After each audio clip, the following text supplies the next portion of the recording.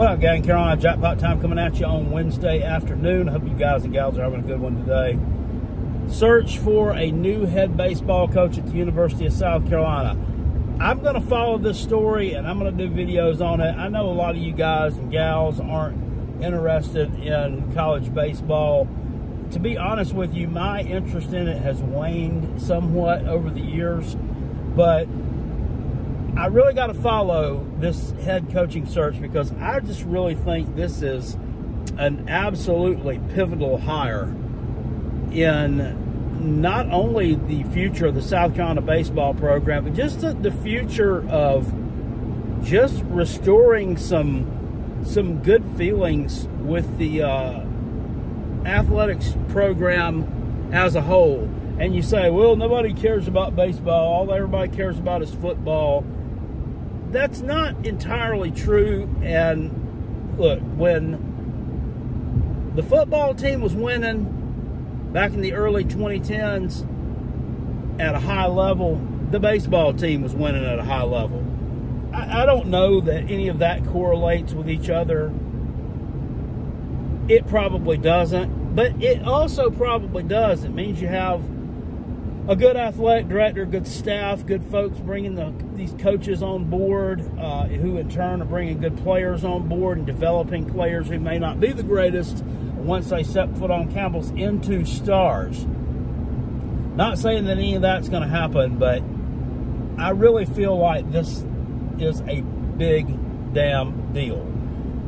It looks like right now, from what I'm gathering online, from the sources that I have, which are available to anyone out there, which are on the message boards and the write-ups that the guys who run these boards come up with, the two names that they are most interested in are the baseball coach at East Carolina, Cliff Godwin, and South Carolina assistant coach Monty Lee, who has been tabbed the interim coach.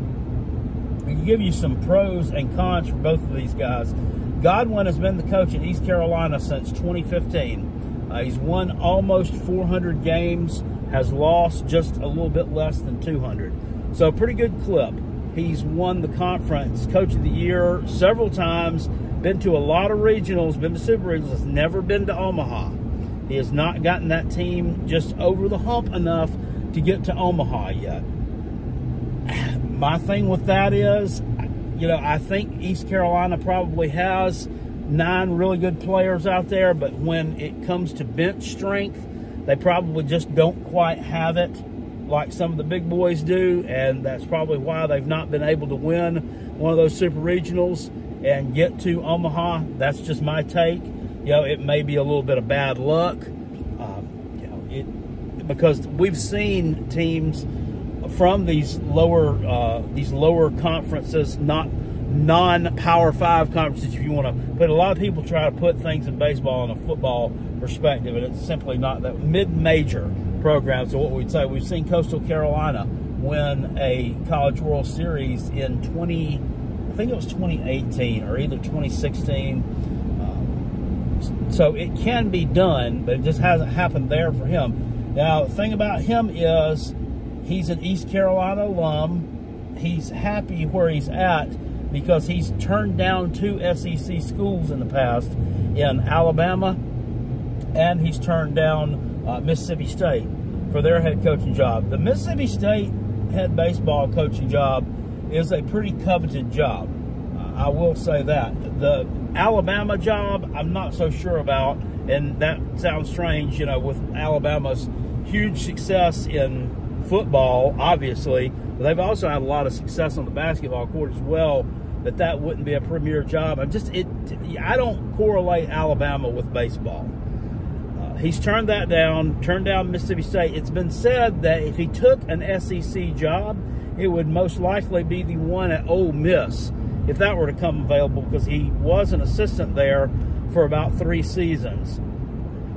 I don't know what the infatuation is with Ole Miss with a lot of these people, but there must be just gold in the fucking river down there or something that people, you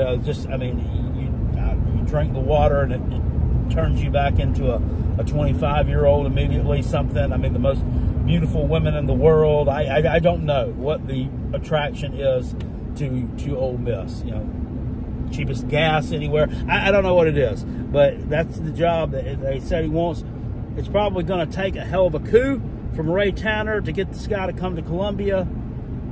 But if he has any sort of athletic director prowess about himself, I believe he could get the job done.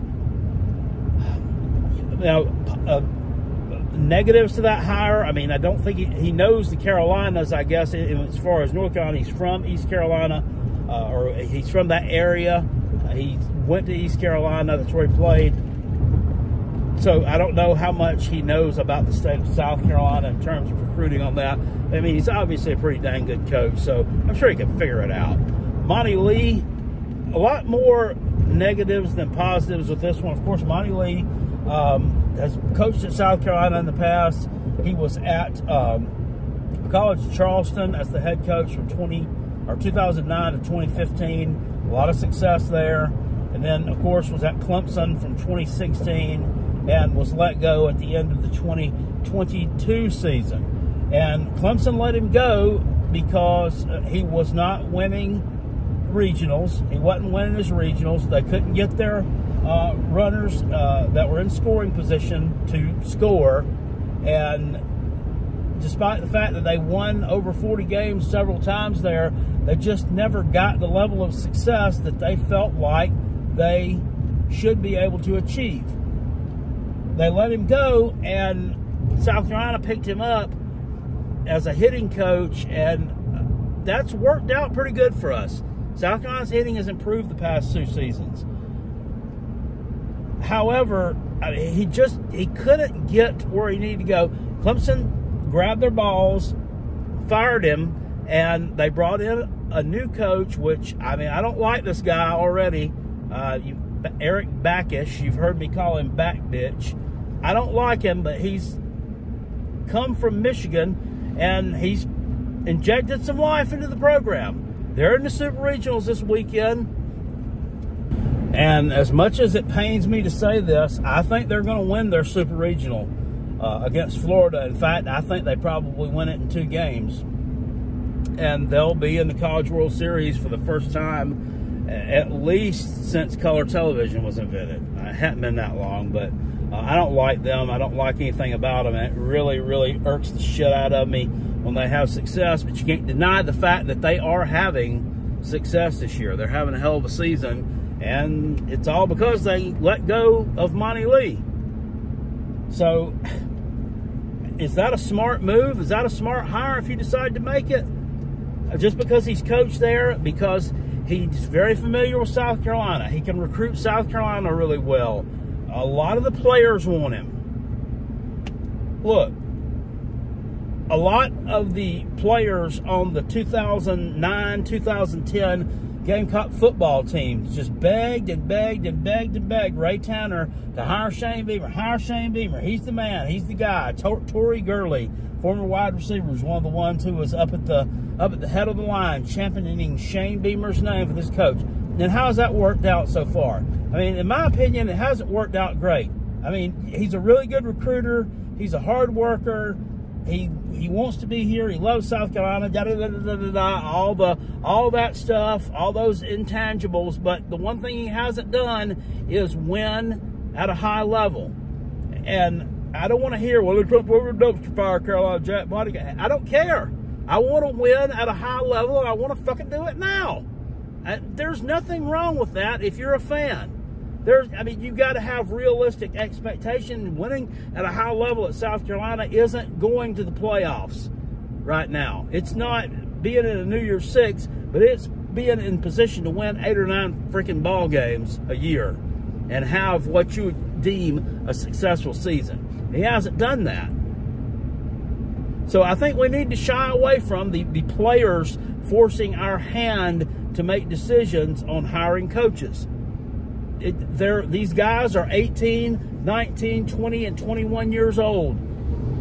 They are not ready to make those kind of decisions. And to me, it's kind of like them bitching and bitching and bitching and bitching at you in terms of if you're a parent and complaining and whining because they want this Jeep and they don't want the old beater that they've been driving, when you know that the insurance on the beater is much more affordable. It's probably best for them to drive the beater until they get out of high school, and then buy them the Jeep as either a graduation present or a present for going to college or a present for whatever. But you just give in during their junior year in high school and just buy them this expensive $20,000 Jeep just because they won't get off your back. That's what I equate hiring someone like a Monty Lee or a Shane Beamer to. It's just not going to be a good decision. It's not going to work out. The guy got fired because he couldn't win the important games that mattered, because his teams couldn't score. He got fired because of that. That to me, that is a, you think the jokes about the Will Muschamp hiring some guy who couldn't win with Florida talent, how you going to expect him to win with South Carolina talent? I've heard that so many times I wanted to scream. Well, you will be the ass end of so many jokes if you make this lazy, unimaginative hire of Monty Lee. There's no telling how far back you'll set the not only the baseball program, but the athletic program as well. It's just not a good move, in my opinion. I mean, is there a chance it could work out? Yeah, there's a chance it could work out. There's a chance it could work out. Maybe you can get a few players at South Carolina who are just a little bit better than what you could get at Clemson, and maybe that would just put you one rung higher on the ladder, where you'd be able to reach out elusive super regional and make that trip to Omaha, Monty Lee. Maybe you could. Maybe you could. Maybe all the team just falling apart, being unable to run the bases, the poor pitching. Maybe none of that was your fault this year, Monty Lee. Maybe none of that was your fault.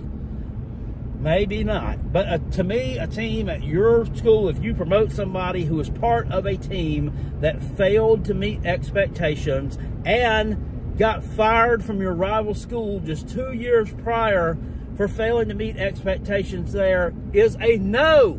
It's a no. It screams no. It's a huge red flag. It has maybe a 10% chance to work out, and if it's me and I've got 9 out of 10 odds on something not working out, I'm going to make sure that I don't give it a chance to not work out.